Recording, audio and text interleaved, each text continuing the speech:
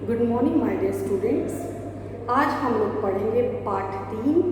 कविता का नाम है वे आँखें और इसके जो कवि हैं उनका नाम है सुमित्रा नंदन पंत। सुमित्रा नंदन पंत जी द्वारा रचित कविता वे आँखें। इस कविता का फर्स्ट जो पैराग्राफ है, फर्स्ट जो काव्यांश है, उसको आज हम लोग पढ़ेंगे। आइए हम इस पाठ को देखते हैं। सबसे पहले हम इसका वाचन करते हैं। अंधकार की गुहा सरीखी, उन आँखों से डरता है मन, भरा दूर तक उसमें दारुण दैन्य दुख का नीरोरोदन। यह स्वाधीन किसान रहा, अभिमान भरा आँखों में इसका, छोड़ उसे मझधार आज संसार कगार सदृश वह खिसका। प्रस्तुत जो पद है, प्रस्तुत पद में सुमित्रा नंदन पंत जी ने जिस वे आँखें का जो वर्णन किया है, जिक्र किया है, वे आँखें किसकी हैं? वे आँखें एक किसान की आँखें हैं। उन आँखों में जो है किस प्रकार दयनीयता, दयनीय उसकी दशा है, उसकी दयनीय दशा का जो उसका जो रूप है, उसकी आँखों से स्पष्ट रूप से परिलक्षित होता है। और किसान जो है, किसान आज परेशान नहीं है। किसान जो है युगों युगों से शोषित होता चला आ रहा है। किसान की वेदना, किसान की पीड़ा को लोग नहीं समझ पाते। तो उसका जो दर्द है, उसका जो गम है, उसकी जो पीड़ा है, उसकी पीड़ा जो है उसकी आँखों से जो है अपने आप सब कुछ जो है वह बयां कर रही है। इसी को कवि ने अपने शब्दों में बताने का प्रयास किया है। संदर्भ हो जाएगा प्रस्तुत पद्यांश हमारी पाठ्य पुस्तक आरोह भाग 1 के वे आँखें नामक पाठ से ली गई है और इसके रचयिता का नाम है सुमित्रा नंदन पंत।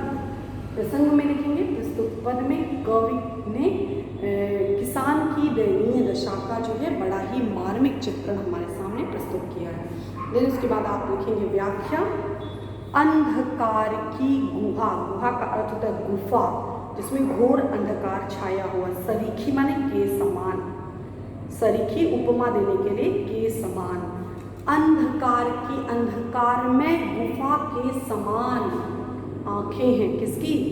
किसान की जो आँखें हैं वो अंधकार की, अंधकार में गुफा के समान उसकी आँखें जो है वो दिखाई देती हैं। जिस प्रकार गुफा में देखने पे एक अंधेरा लगता है, डर लगता है, भय लगता है, एक अजीब सी मन में बेचैनी होती है, उसी तरह से किसान की आँखों को देखने पर भी ठीक उसी प्रकार वही अंधेरा, ठीक उसी प्रकार वही पीड़ा, वही वेदना जो है देखने को मिलता है। उन आँखों से डरता है मन। कवि कहते हैं कि इतनी हिम्मत नहीं होती कि हम कवि जो किसान हैं, किसान की आँखों में आँखें डाल करके उसके सामने उससे बात कर सके, उसकी आँखों का सामना कर सके। क्यों? क्योंकि उसकी आँखों में इतना वेदना भरा है, इतना कष्ट भरा है, इतनी पीड़ा भरी है, दुख दर्द भरा है कि उसके दुख को उसकी आँखें जो स्पष्ट रूप से दिखाती हैं और उनकी आँखों को देखने की हिम्मत जो है कोई नहीं कर पाता है। उसकी आँखें जिस प्रकार गुफा है, अंधकार में गुफा होती है, उसी तरह से उसकी आँखें हैं अंधकार में गुफा के समान, जिसमें निराशा भरी हुई है, जिसमें जो है असफलता के लिए जो दुख है वो भरा हुआ है, उसके जीवन से सब कुछ छिन जाने का जो दर्द है वो उसकी आँखों से स्पष्ट रूप से दिखाई देता है। और जिसका सामना करना जो है वह एक कवि होने के नाते, उसके बाद समाज का प्रतिनिधित्व करने के नाते जो है यह संभव सा प्रतीत नहीं होता है। भरा दूर तक उसमें दारुण, उसमें जितना भी देखिए, जितना दूर तक उसकी आंखों में जितनी अब गहराई तक देखेंगे, उस गहराई में आपको केवल आपको कष्ट की अनुभूति होती है। केवल आपको जो है घोर जो निर्दयी लोगों ने उसके साथ उसका शोषण किया है, वह जो करुण पीड़ा है, दूर तक उसको उसकी आंखों में करुण पीड़ा जो है वह देखने से पता चलता है। उसका कठोर दर्द है उसकी आंखों से बयां होता है। दैन्य माने दीनता का दुख, उसकी आंखों में दीनता का दुख जो है नीरो, नीरो माने शांत, रोदन माने रुलाई। उसकी आंखें जो है रोते रोते पथरा सी गई हैं। अब उसकी आंखों से आंसू की धारा भी प्रवाहित नहीं हो रही, उसकी आंखों से अब अश्रु भी नहीं निकल रहे हैं। सो दैन्य दुख द वर्ण की आवृत्ति होने के कारण यहाँ क्या होगा, यहाँ पर अनुप्रास अलंकार होगा। कवि क्या कह रहे हैं, अंधकार, कवि किसान की जो आंखें हैं वह अंधकार में गुफा के समान है और उसकी आंखों को देखने का साहस जो है वह नहीं जुटा पाते, हिम्मत जुटा पाते। उनकी आंखों, किसान की आंखों को देख करके एक पीड़ा होती है, एक बेचैनी होती है, एक दर्द, एक वेदना जो है वह महसूस होती है। किसान की जो आंखें हैं उसमें दारुण यानी घोर या कठोर दर्द भरा है। किसान की आंखों में घोर दर्द, जो कठोर, उसके साथ जो प्रकृति ने, उसके साथ इंसानों ने, जमींदारों ने जो भी उसके साथ निर्मम व्यवहार किया है, उस कठोरता का दृश्य उसकी आंखों में जो है स्पष्ट रूप से परिलक्षित होता है।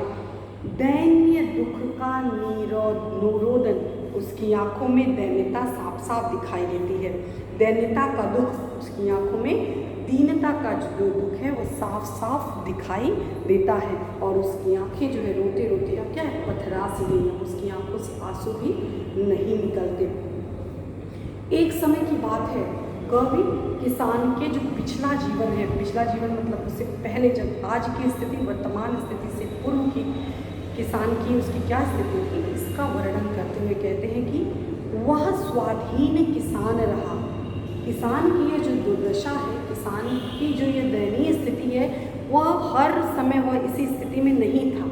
एक समय यह जो किसान था बहुत ही सुख संपन्न से परिपूर्ण था, पूरा जीवन उसका खुशहाली से डूबा हुआ था। यह स्वाधीन किसान रहा। एक बार एक समय की बात है कि पहले यह जो किसान था वो स्वाधीन, स्व अधीन, अपने अधीन, वह आज़ाद था, वह किसी का गुलाम नहीं था, वह जो चाहता था वो करता था, उसके ऊपर किसी प्रकार की कोई बंदिश नहीं थी, कोई पाबंदी नहीं थी। किसान स्वाधीन था, आज़ाद था, वो किसी का गुलाम नहीं था। तो एक समय ऐसा था, किसान जो है आज़ादी पूर्वक जीवन जीता था।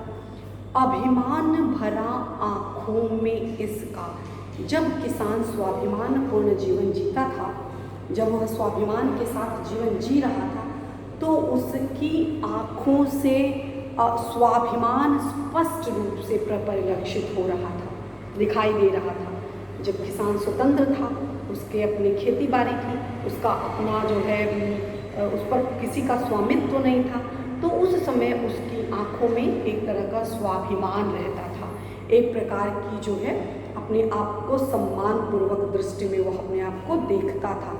लेकिन आज छोड़ उसे मझधार, आज की स्थिति है कि आज सब उसको बीच भंवर में छोड़ करके, बीच मझधार में छोड़ करके सब लोग क्या है, छोड़ उसे मझधार आज संसार कगार, संसार के समान सदृश्य वह खिसका। वे सारे उसके जीवन में जो खुशहाली थी, जो भी उसके जीवन में आनंददायक स्थिति थी, सब कुछ उसके जीवन से जो है वह गायब सी हो गई। जिस प्रकार संसार के लोग, संसार जो लोभी प्रवृत्ति है, स्वार्थी प्रवृत्ति है, क्या करते हैं कि जब व्यक्ति के पास पैसा होता है, पद प्रतिष्ठा होती है, ज़्यादा उसका सम्मान होता है, रुतबा होता है, तो हज़ारों दोस्त अपने आप बन जाते हैं। लेकिन जब वही व्यक्ति विषम परिस्थिति में होता है, तो अपना जो खास होता है वह भी साथ छोड़ करके चला जाता है। तो वही स्थिति आज किसान की भी है। किसान की भी आज वही दुर्दशा है। वह प्रसन्नतापूर्वक जीवन जी रहा था, लेकिन आज उसके जीवन में क्या है, निराशा है। आज उसको वे सारी परिस्थितियाँ, वे सारे लोग उसको बीच मझधार में छोड़ करके सब लोग खिसक लिए, निकल गए। यानी कवि का जो अतीत था वो सुखहाल था, खुशहाल था, लेकिन कवि का जो आज वर्तमान है, वह वर्तमान बहुत ही दुखों से परिपूर्ण है। वह स्वाधीन किसान रहा। एक बार इससे पहले जो उसका अतीत था, किसान का अतीत बहुत ही खुशहाल था, वो बहुत प्रसन्नतापूर्वक जीवन व्यतीत करता था। उसकी आंखों से उसका स्वाभिमान, उसके जीवन की जो ऊर्जा है उसकी आंखों से स्पष्ट रूप से दिखाई देती थी। लेकिन आज उसकी जो वर्तमान की स्थिति है वो बहुत ही भयावह हो चुकी है। सो यह उसको बहुत ही पीड़ा जो है वह दे रही है।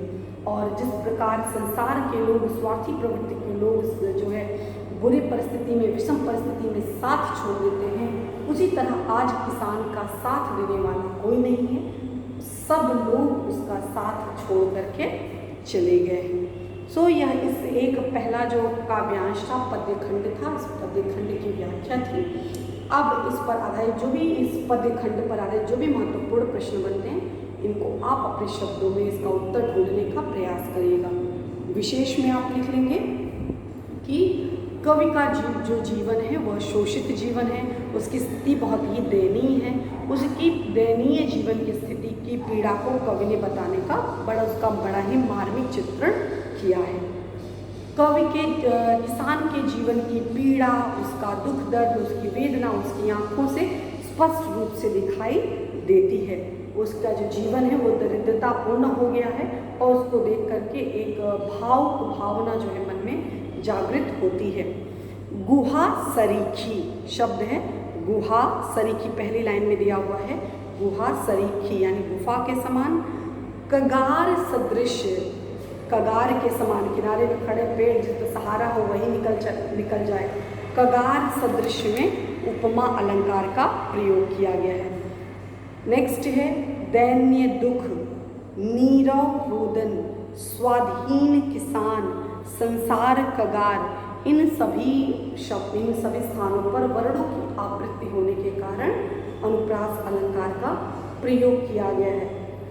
तृण तृण तृण तृण शब्द मतलब कि एक ही शब्द की पुनरावृत्ति होने के कारण यहाँ पर पुनरुक्ति प्रकाश अलंकार का प्रयोग किया गया है। इस प्रकार यह कविता बहुत ही जो भाव जो है, भावना की अभिव्यक्ति कवि ने की है।